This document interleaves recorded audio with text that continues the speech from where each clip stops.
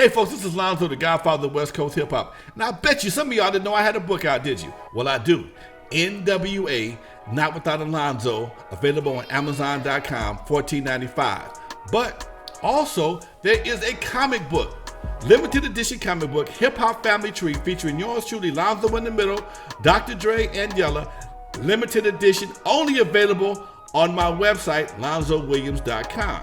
Now, if you want both books, the Hip Hop Family Tree and N.W.A., both of them $30. Go to my website, LonzoWilliams.com. In the comments, put your name and what you want me to say. I'll autograph and make sure it gets to your house right away.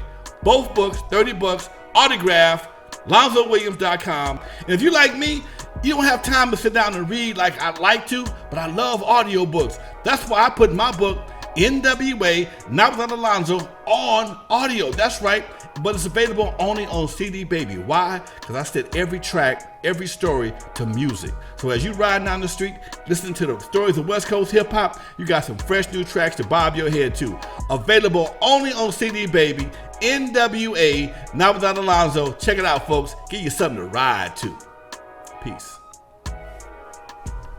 All right, folks, you're live with Alonzo, the Godfather of West Coast hip hop.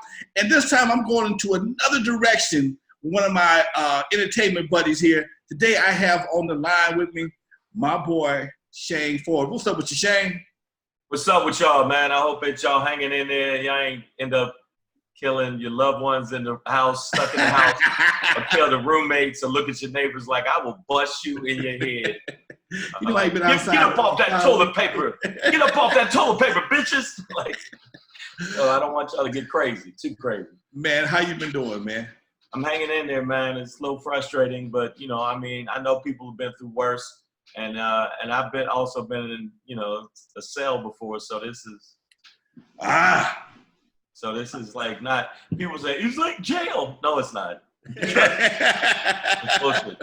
It's bullshit. How long did you do a county vacation? I'm hanging in there. How long was your county vacation? And a little 2 year little sabbatical. Okay. But it was necessary because it was definitely me. It wasn't like falsely accused. Huh? You can't be like, yeah, it's the man. No, nigga, you did that shit.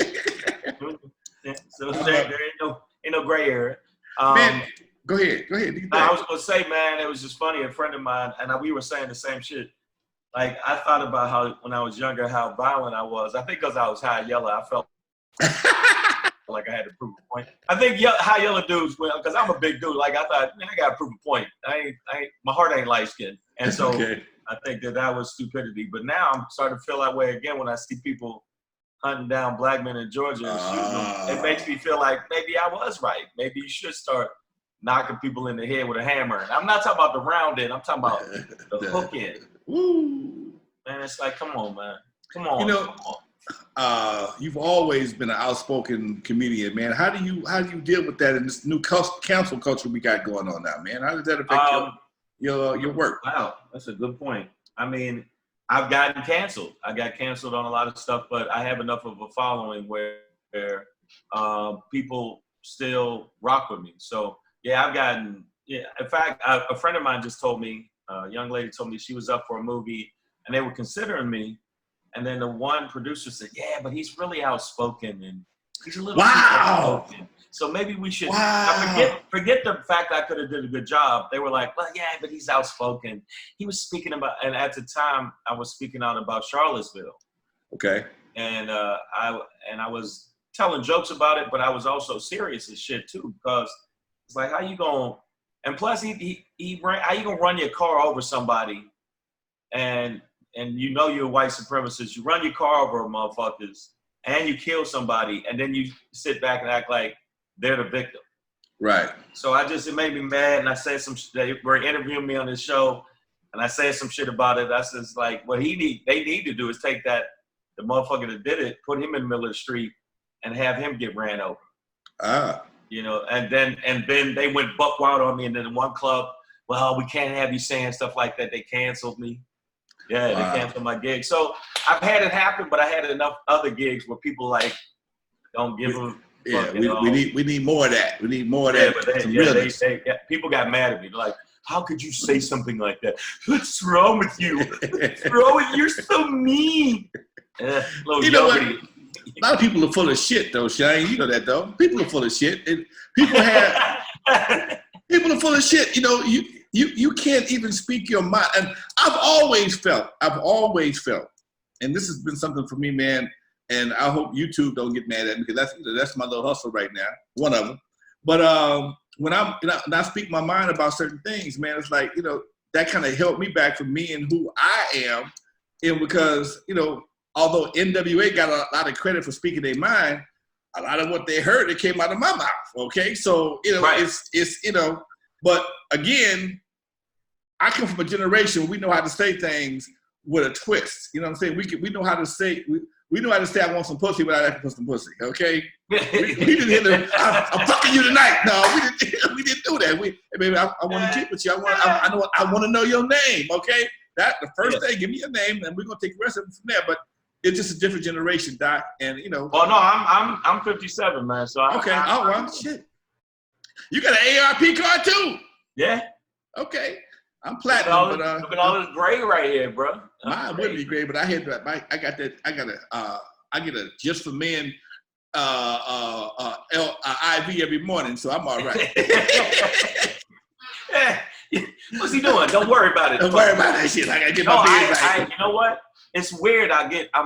This stays dark, but it's white right here, and all this is white. So I look like, remember the dude from the OJs where this was all black? I don't know why it does that. It's weird. My face is weird, but all this shit right here. I ain't shaved for what? If I don't shave this shit off, it's all white. Wow, that's crazy. So I look like a hood ass Gandalf. I look like So, but I mean. Like right now, like you said, I've got to learn. And me and a friend of mine, Godfrey, another comic, was talking about this, how we got to learn a different way to do it. Because I learned a cool pimp way to say stuff where you saying shit, but you ain't saying shit. But then I started getting angry and I had my own little issues. And I started just saying shit. And I realized it affected my comedy.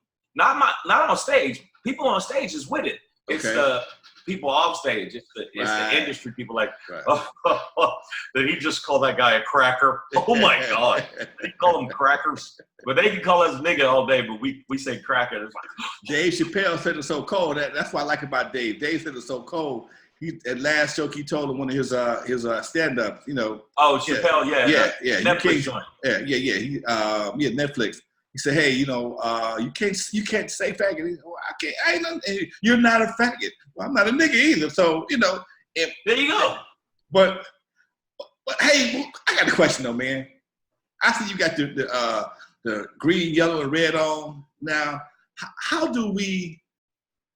Here's the problem. I just had a interview another brother of mine, Hawthorne James, Big Red. Yeah. And we were talking about some of the things that we deal with as black folks. And sometimes, man, we can be our own worst enemy with some situations. How do we stop some of us from doing what we do so we can come together and make something happen? I think that the bottom line is that this ain't a wake-up call with the COVID shit. The fact that more black folks is dying because they get less care or motherfuckers don't even care about, you know, I lost 4 people in 4 days, not from COVID. 3 of them was from just health issues. One brother was 42, another dude was 47. Yeah.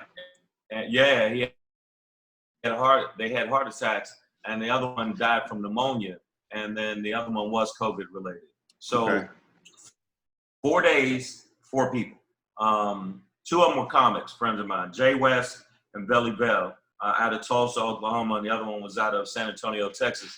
So I think what it is I'm seeing more people on social media realizing that we got to come together. I mean, I never been that way. I ain't never been that type of cat that didn't want to come together with motherfuckers. I always been that way, but I think it's because when I was younger, the people I looked up to back in my day were like real conscious brothers, but they was hood. They was real hood though. Like you wouldn't run up on them. Like they still could get at you, but they was hood with it. So I think that's what helped me. But like comedy wise, when I saw Paul Mooney, y'all ain't gonna know Paul Mooney. Some people don't know. I love Paul Mooney, man. Oh, you shit. Okay, Come on, man. Come on, man. I know some people say Paul Mooney, they go, who? Man, come on, dude. If I say Dick Gregory, Dick Gregory. Dick Gregory, come on, yeah. No, like a lot of the comics that open for me and a lot of comics that I know, if I say their name, they go, oh, I'm not hip to them. They know who Tiffany Haddish is. They know who Chappelle is. But they don't know Paul Mooney. And Paul Mooney used to say whatever was on his mind. Dick Gregory did too. So when I'm opening for them, and you're a young comic opening for them, you get so influenced by that mentality. Right. Like, we catching planes at different ones, and Dick Gregory will go through and tell me, this is what you need to do. This is what you need to save your money. This is what you need. So he went through all this shit with me, and it's stuck in my head. When you're younger, and I was a young comic, it was stuck in my head, so it's stuck in my act. Okay. You know? Okay. But Paul Mooney, listen, angry yellow nigga. You need to your advantage, nigga. That's what you need to do. And that's how he would talk. Listen, you angry yellow motherfucker. I need you to do what you need to do. Where's my Cavassier? I remember him, and man, and he would do that, and then Dick Gregory would just go in on me.